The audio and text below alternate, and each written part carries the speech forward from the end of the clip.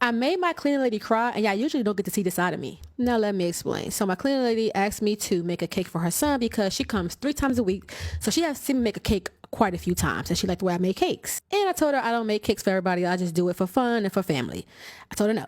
Then something came over me and I said, you know what? Yeah, I'm going to do it. So I texted her asking her son's name, his age, and his theme for his birthday so that I could make his cake. She told me Spider-Man, he turned 3, and his name was Milton. Where I got Miles from when I put on this cake, I don't know, but she told me Milton. I put it on my calendar and I got to work when the day came. She said she wanted the flavor to be Brigadeiro. It was like a sweet treat in Brazil. So I looked it up. It was pretty, very easy to make. So I made it and put it on the inside of the cake. And I have done Spider-Man cakes, I don't know, 3, 4, 5, 6 times by now. I do got 4 sons. So I put on the Whitney Houston biopic and I got to work. Now I said my cleaning lady comes 3 times a week. Yes, 3 of them, 3 times. Because my kitchen be looking like a tornado flew around my room.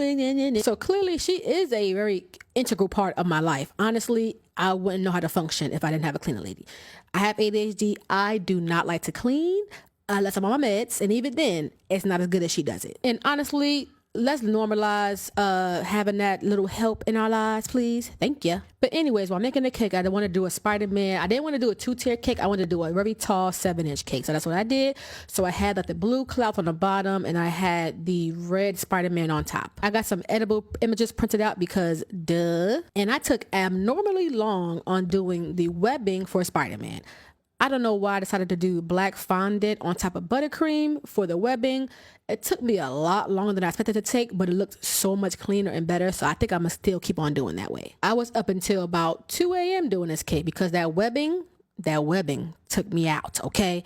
I was there all night doing it, but for some reason I get so calm and relaxed when I do cakes. And this was a free cake, so I didn't feel any kind of pressure. I wanted to make it look very nice, but I didn't feel the kind of weighted pressure of having a customer to make the cake for. I feel like I was making a cake for a family member or a friend member. Child, what's a friend member? Anyways, so I was up until 2 o'clock in the morning. I added the webbing. It came out so clean and so aesthetically pleasing how I wanted to look.